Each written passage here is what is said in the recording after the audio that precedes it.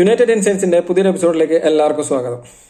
അപ്പോൾ ഇന്നത്തെ കളി സിറ്റി ആയിട്ട് നമ്മുടെ ടീം മനോഹരമായിട്ട് 3-0 തോറ്റിരിക്കുക.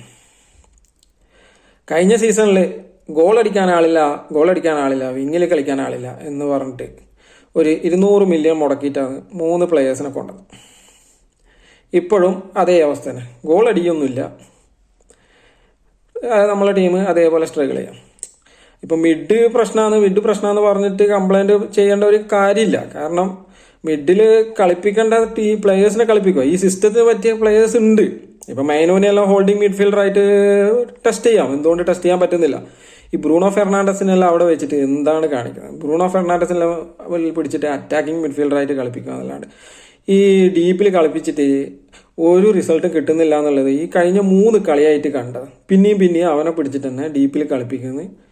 അതിൻ്റെ റിസൾട്ട് നല്ല രീതിയിൽ നമുക്ക് കിട്ടുന്നുണ്ട്. അതായത് എതിർ ടീമുകൾ നല്ല രീതിയിൽ കൗണ്ടർ ചെയ്തിട്ട് ഗോളടിക്കുക, ഒന്നും പറയാനില്ല. പിന്നെ നമ്മളെ വിങ്ങിൽ കളിക്കുന്നത് ഡോർഗുവൽ എന്താണ് കളിക്കുന്നത്?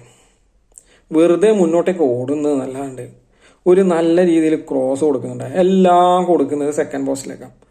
അവിടെ നല്ലൊരു ടോളറായിട്ടുള്ളൊരു പ്ലെയർ ഉണ്ട്, സ്ട്രൈക്കർ സെസ്കോ. അവനവിടെ വെറുതെ മുന്നിൽ കിടന്നെങ്കിൽ അങ്ങും ഇങ്ങും ഓടുന്നല്ലാണ്ട് ബോൾ കിട്ടുന്നുമില്ല. ഒന്നിക്കൽ ക്രോസ് കൊടുക്കുക നല്ല രീതിയിൽ.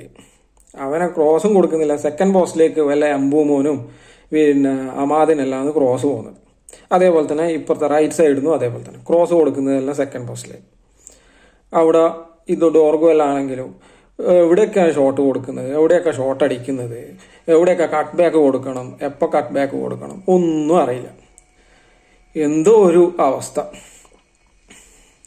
അതേപോലെ അമോറിമിനാണെങ്കിലും ഏത് പ്ലെയറിനെ ഇറക്കണമെന്നോ അങ്ങനെ ഒരു ഐഡിയ ഇല്ല. ലൂക്ക് ഷോനെല്ലാം പിടിച്ച് ഇറക്കിയിട്ടാണ് രണ്ടാമത്തെ ഗോള് നോക്കിയാൽ മതി.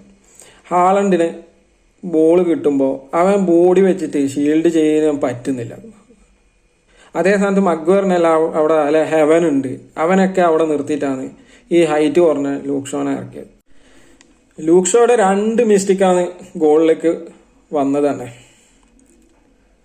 എനിക്ക് തോന്നുന്നു ഡെർഗുവിന് പകരം വല്ല ഡാലോട്ടാണെങ്കിൽ പിന്നെയും നല്ലതാണ്. അവിടെ അത്യാവശ്യം ഇപ്പം ഡിഫൻസ് മോശമാണെങ്കിലും ഡാലോട്ട് നല്ല രീതിയിൽ ക്രോസ് കൊടുക്കും. ഇതിപ്പോൾ ക്രോസും ഇല്ല, ഫ്രണ്ടിലേക്ക് ത്രൂ പാസും ഇല്ല, പിൻഹോൾ പാസും ഇല്ല, അല്ലെങ്കിൽ ഹൈ ബോളുകളും മോശം, എല്ലാ രീതിയിലും പ്രശ്നം തന്നെ. എനിക്ക് തോന്നുന്നത് പിന്നെ അവിടെ സെൻട്രൽ പൊസിഷനിൽ മെയിന് വന്നതിന് ശേഷമാണ് കുറച്ചുകൂടി ബെറ്ററായി തോന്നിയത്. അവൻ എന്തെങ്കിലും ബോൾ കുറച്ചുകൂടി ട്രാക്ക് ചെയ്ത് കൊണ്ടുപോകുന്നുണ്ടായിരുന്നു, കുറച്ചുകൂടി നന്നായിട്ട് കളിക്കുന്നുണ്ടായിരുന്നു. എന്ത് പറയാനാണ്, ഒരു ചാൻസ് പോലും ഇപ്പോൾ നമ്മുടെ സ്ട്രൈക്കർക്ക് കിട്ടുന്നില്ല. സ്ട്രൈക്കർക്ക് ബോളേ കിട്ടിയില്ല. കഴിഞ്ഞ ഇപ്പോൾ സീസണിൽ ഇപ്പോൾ നമ്മുടെ മിഡ്ഫീൽഡ് പ്രശ്നം, പിന്നെ 2 വിങ്ങിലും പ്രശ്നം എന്നൊക്കെ പറഞ്ഞിട്ടാണ് സ്ട്രൈക്കറും ഇല്ല, ഹോയ്ലൻഡിൻ്റെ പ്രശ്നമാണ് എന്നൊക്കെ പറഞ്ഞിട്ടാണ് സെസ്കോനെ പിടിച്ചുകൊണ്ടുവന്നത്. ഇപ്പോൾ സെസ്കോ അടുത്ത ഹോയ്ലൻഡായി മാറുക. ഇന്നലെ നാപ്പോളിയും ഫിയോറന്റീനയായിട്ട് കളിയുണ്ടായതിൽ ഹോയ്ലൻഡ് നല്ലൊരു ഗോൾ അടിച്ച്. ഇതിപ്പോൾ യുണൈറ്റഡിൻ്റെ പ്ലെയേഴ്സ് എവിടത്തേക്കല്ല പോകുന്നുണ്ടോ ആ ടീമിന് വേണ്ടിയിട്ട് യുണൈറ്റഡിൻ്റെ പ്ലെയേഴ്സ് നന്നായിട്ട് കളിക്കുന്നുണ്ട്. അപ്പോൾ പ്രശ്നം പ്ലെയേഴ്സ് അല്ല എന്നുള്ളതാണ് ഇപ്പം മനസ്സിലാക്കാൻ പറ്റുന്നത്. പ്രശ്നം യുണൈറ്റഡ് തന്നെയാണ്. ഇതൊരു ശരിക്കും പറയുകയാണെങ്കിൽ ശാപം പിടിച്ച ടീമായി മാറുക. ഇത് ഡൗൺഫോളിലേക്ക് ഇങ്ങനെ പോയിക്കൊണ്ടിരിക്കുകയാണ്. ഇതിനിപ്പോൾ എവിടെ എത്തും, എവിടെ അവസാനിക്കുന്നൊന്നും ഒരു ഐഡിയ ഇല്ല. ഇപ്പോൾ അമോറിമിൻ്റെ കാര്യമാണെങ്കിലും അതും സിറ്റി കഴിഞ്ഞ 2 കളിയും തോറ്റിട്ട് ആകെ ഒന്ന് സ്ട്രഗിൾ ചെയ്ത് നിൽക്കുന്ന ഒരു ടീം തന്നെയാണ് സിറ്റി. യുണൈറ്റഡ് ആണെങ്കിൽ കഴിഞ്ഞ കളിയിൽ ഒരു നല്ലൊരു കംബാക്ക് നടത്തിയിട്ട് കൂടുതൽ എനർജറ്റിക് ആയിട്ട് വരേണ്ട ഒരു ടീമാണ്. അതായത് ചാമ്പ്യൻസ് ലീഗ് ഇല്ല, ഒന്നും ഇല്ല, ആഴ്ചയിൽ ഒരു കളിയേ ഉള്ളൂ. ആ ടീമാണ് ഇപ്പോൾ ഇങ്ങനത്തെ ടീമുകളോട് തോക്കുന്നത്. ഇനിയിപ്പോൾ യുണൈറ്റഡ് 14ാമത്തെ പൊസിഷൻ, 14-15 അത് നമ്മൾ ആർക്കും വിട്ടുകൊടുക്കില്ല, അത് നമ്മുടെ പൊസിഷനാണ് എന്ന് പറഞ്ഞിട്ടാണ് നിൽക്കുന്നത്. ഇനിയിപ്പം 14ാമത്തെ ടീമായ യുണൈറ്റഡിന് 15ാമത്തെ ടീമായിട്ടായിരിക്കും ഇനി അടുത്ത മത്സരം ഉണ്ടാവുക. ഒരു അവസാനം കളിയുടെ ലീഗ് അവസാനിക്കുന്നവരേക്കും 15ആയിട്ടുള്ള മത്സരമായിരിക്കും ഉണ്ടാവുക. കഴിഞ്ഞ ഇതിൽ ടോട്ടൻഹാമും യുണൈറ്റഡ് ആയിരുന്നു മത്സരം ഉണ്ടായത്. ഇപ്രാവശ്യം യുണൈറ്റഡ് ആരുമായിട്ട് മത്സരിക്കുന്നതെന്ന് കണ്ട് അറിയാം. കളിയെ പറ്റിയിട്ടൊന്നും പറയാനില്ല. കളി ഇപ്പം നോക്കുവാണെങ്കിൽ അമോറിമിന്റെ സിസ്റ്റം നല്ല സിസ്റ്റം തന്നെയായിരുന്നു. പക്ഷെങ്കിൽ അമോറിമിന് മനസ്സിലാക്കാൻ പറ്റുന്നില്ല, അല്ലെ അമോറിം ആ ഒരു ബ്രൂണോനെ പിടിച്ച് നിൽക്കുവാണോ എന്താണെന്നറിയില്ല. ആ ഒരു പൊസിഷനിൽ ബ്രൂണോക്ക് പറ്റിയ പൊസിഷൻ അല്ല എന്നുള്ളത് ഒരു നോർമലായിട്ടുള്ള എല്ലാവർക്കും മനസ്സിലാവുന്നുണ്ട്. പക്ഷെ അമോറിം മാത്രം അത് മനസ്സിലാക്കുന്നില്ല. പിന്നെ ഈ ലെനി ഒറോന സബ്സ്റ്റിറ്റ്യൂട്ടിന് പകരം ആ സമയത്തെ ലൂക്ക് ഷോനെ സബ്സ്റ്റിറ്റ്യൂട്ട് ചെയ്യണേ, എന്നിട്ട് വല്ല മെഗ്വയറിനെയോ അല്ലെങ്കിൽ ഹെവനെയോ പിടിച്ച അവിടെ പൊസിഷനിൽ ഇറക്കേണ്ടിയായിരുന്നു. അവനെ കൊണ്ട് തന്നെയാണ് മൂന്നാമത്തെ ഗോളും വന്നത്. അതോടെ കയ്യിൽ നിന്ന് പോയി. പിന്നെ ഇത് സ്കോർ ചെയ്യുക. ഇപ്പോൾ പോട്ടെ, ഗോൾ അടിക്കുന്നുണ്ടെങ്കിൽ എതിർ ടീം അടിച്ചോട്ടെ, നമുക്ക് സ്കോർ ചെയ്യാനും പറ്റുന്നില്ലല്ലോ. ഒന്നുകിൽ സ്കോർ ചെയ്യുക, ഒരു 2-3 ഗോളുകൾ സ്കോർ ചെയ്യാനുള്ള പ്ലേയേഴ്സ്. ഇപ്പോൾ എംബുമാണ് ബ്രൺഫോർഡിൽ നല്ല രീതിയിൽ കളിച്ചുകൊണ്ടിരുന്ന പ്ലെയറാണ്. സെസ്കോ ആണെങ്കിലും അത് അനദർ ലെവൽ ഹോയ്ലൻഡ് ആയി മാറിക്കൊണ്ടിരിക്കുന്ന ഒരു പ്ലെയറായി തോന്നുന്നു എനിക്കിപ്പോൾ. അവനാണെങ്കിലും ഇപ്പോൾ ലൈപ്സിഗിൽ നല്ല രീതിയിൽ കളിച്ചുകൊണ്ടിരുന്നതാണ്. അവനും ഇതേപോലെ. ഇപ്പോൾ ഇനി കൂഞ്ഞ എപ്പോൾ വരുന്നുള്ളത് അറിയില്ല. കൂഞ്ഞയാണെങ്കിലും ഇപ്പം പോസ്റ്റിനടിച്ചിട്ട് പുറത്തേക്ക് കളിയുന്ന ഒരു പ്രവണതയാണ് ഇപ്പോൾ കണ്ടുകൊണ്ടിരിക്കുന്നത്. ആകെ മൊത്തം ഒരു ദുരന്ത കഥ ഇപ്പോൾ യുണൈറ്റഡിന്. അങ്ങനെയാണുള്ളത് അവസ്ഥ. ഇതിൽ കൂടുതലൊന്നും പറയാനില്ല. യുണൈറ്റഡിന്റെ കളി നോക്കുകയാണെങ്കിൽ 55% പൊസിഷൻ യുണൈറ്റഡിന് ഉണ്ടായത്. സിറ്റി സ്ട്രഗിൾ ചെയ്യുന്നതുകൊണ്ട് തന്നെ ഇപ്പൊ സെക്കൻഡ് ഹാഫിൽ അവരൊന്ന് വെലിഞ്ഞ് കളിക്കുകയൊന്നും ചെയ്തിട്ടുണ്ടായത്.